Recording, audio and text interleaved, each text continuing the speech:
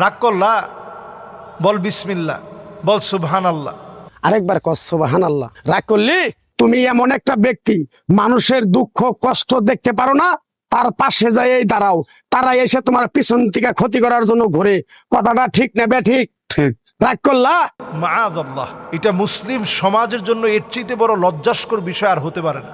আমরা এখন দেখতে পাচ্ছি যে হয়তো কোনো গণক, সে গণ্ড মূর্খ, তার কোনো জ্ঞান নেই, পাপিষ্ট নরাদম সে, তার এই কথা ভাইরাল হওয়ার পরে এখন কেন আমাদের সবার বলতে হবে রাগ করলা, বল বিসমিল্লাহ, বল সুবহানাল্লাহ।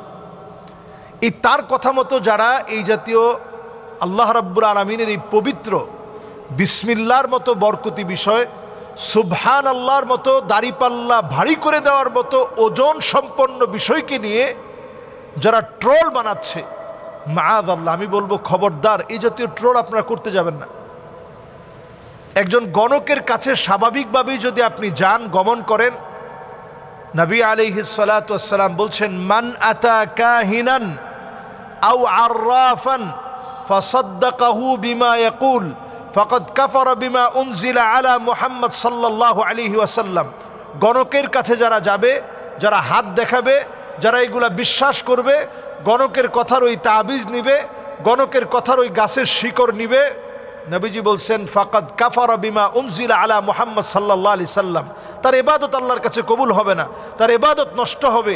এমনকি ওই লোকটা আল্লাহর কাছে এতটা ঘৃণিত হবে, তার ঈমানটা নষ্ট হয়ে যাবে। ইবাদত নষ্ট হলো, ঈমান ধ্বংস হলো, ঈমান ধ্বংস হলো, ইবাদত নষ্ট হলো, গণকের কাছে যাওয়া। তা আমাদের দেশে দেখা যায় গণকরা অনেক দিন ধরেই এগুলো করে তেমন একটা তারা ভালো সুবিধা করতে পারছিল না। হঠাৎ করে তারা এই বিষয়টা কেমন করে অনলাইনে নিয়ে আসলো। আমরা দেখতে পাচ্ছি যেই ব্যবসাটাই ডাউন হয়ে যায়, ওইটা অনলাইনে নিয়ে আসলে হঠাৎ করে ওইটা আবার খুব ভালো মানুষের মনে সাড়া জাগে। এখন সাড়া জাগতে জাগতে এখন এমন অবস্থা হয়ে গেছে, গণক এখন রাস্তাঘাটে অহরহ বলে বেড়ায়, রাগ করলি সুবহানাল্লাহ বল, বিসমিল্লাহ বল। কথাটা ভালো লাগলো না খারাপ লাগলো? আপনি চিন্তা করেন, বিসমিল্লাহকে কেউ যদি বলে বসে যে বিসমিল্লাহ ভালো লাগে নাই, সুবহানাল্লাহ ভালো লাগে নাই, তৎক্ষণাৎ ওই লোকটা কাফের হয়ে যাবে। যে লোকটা বিসমিল্লাহকে ভালো লাগবে না এটা বলার সঙ্গে সঙ্গে কাফের হয়ে যাবে। তাহলে সে যে কথা বলতেছে, মানুষের ঈমান হরণের জন্য এক একটা কথা যথেষ্ট। এরপরে আসুন, সে যে কথাগুলো নর্মালি বলে থাকে যে তুই সবার জন্য অনেক কিছু করিস কিন্তু কেউ তোর কষ্টটা বুঝে না, সবার জন্য তুই সব দিয়ে দিস, সবার জন্য তুই সব কিছু ব্যয় করে ফেলিস, কিন্তু কেউ তোর মনের বেদনাটা বুঝে না।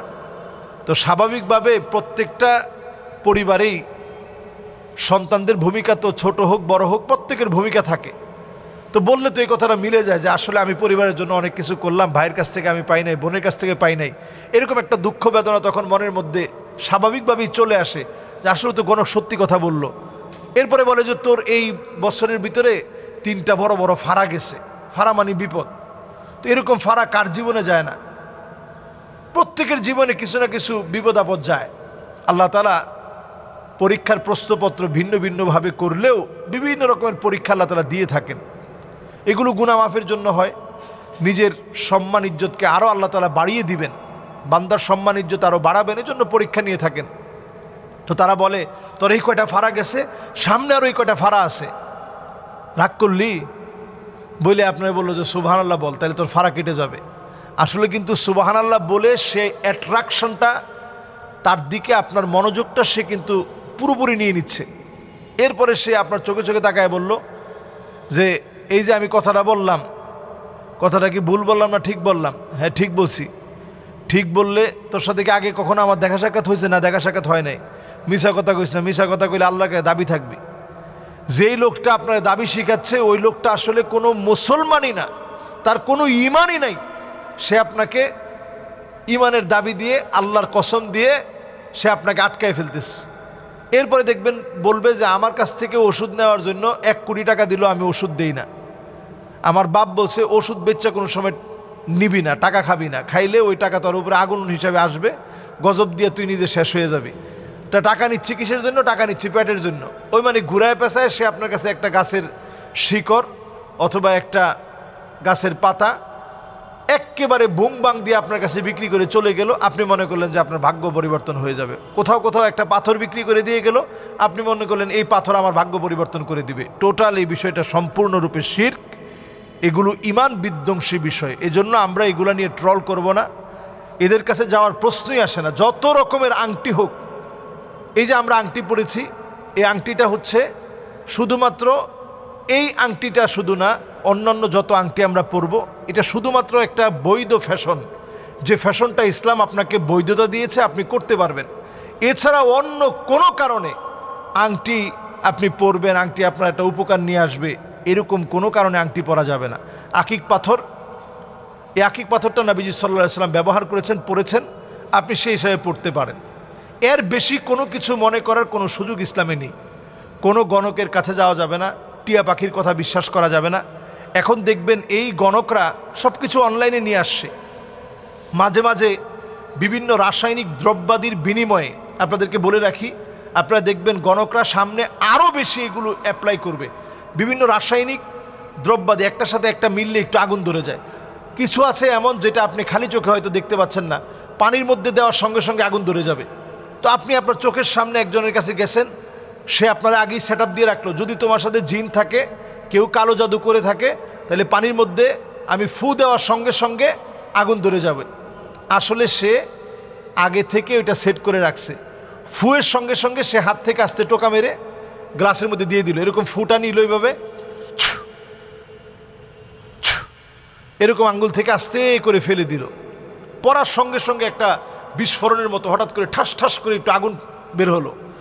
আগুন বের হওয়ার সঙ্গে সঙ্গে আপনি মনে করবেন যে সুবহানাল্লাহ, এত বড় বুজুর্গ আল্লাহর ওলি, এইরকম ফু দেওয়ার সঙ্গে সঙ্গে পানির মধ্যে আগুন ধরে গেছে।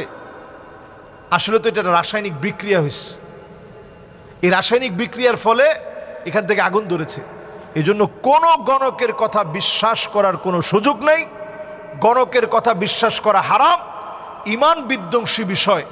এদের কাছে গেলে আপনি কোরআনকে অস্বীকার করলেন, আপনার নামাজ, রোজা, হজ, জাকাত কবুল হবে না, নষ্ট হবে এদের কাছে যাওয়ার কারণে। আল্লাহ তাআলা আমাদেরকে বোঝার তৌফিক দান করুক।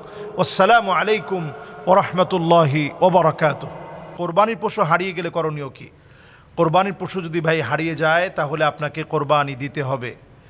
আল্লাহ তাআলা যদি আপনাকে সামর্থ্যবান বানান, আপনি অবশ্যই কোরবানির পশু হারিয়ে গেলে আবার কোরবানির পশু কিনবেন, কোরবানি দিবেন। তবে সমান টাকার হতে হবে না, একই টাকার হওয়া লাগবে না। ধরুন আপনি কোরবানি দিয়েছেন, আগের পশুটা আপনি কিনছিলেন 2 লাখ টাকা, এখন কি 2 লাখ টাকা দিয়ে কিনতে হবে? না, বরং আপনি আপনার সাধ্য মতো যতটুকুন পারেন সামর্থ্য অনুযায়ী দিবেন। এখন কোরবানি যদি আপনি না দেন, তাহলে নবীজি সাল্লাল্লাহু আলাইহি সাল্লাম খুবই ভয়ঙ্করভাবে তাদেরকে ভর্ৎসনা করেছেন, এবং নবীজি বলেছেন যে যাকে আল্লাহ তাআলা টাকা দিয়েছেন, অর্থ দিয়েছেন, ফালাম ইউদাহি, কিন্তু সে কোরবানি করে নাই, ফালা ইয়াকরাবান্না মুসাল্লানা, সে যেন আমাদের মুসল্লায় না আসে। কেমন যেন নবীজি বলতে চাচ্ছেন যে ওই লোকটার নামাজের দরকার কি, যে কোরবানি করে নাই সে নামাজ পড়বে কি? এজন্য আমরা কোরবানি, যাদের তৌফিক আছে, হারিয়ে গেলেও কোরবানি করতে হবে।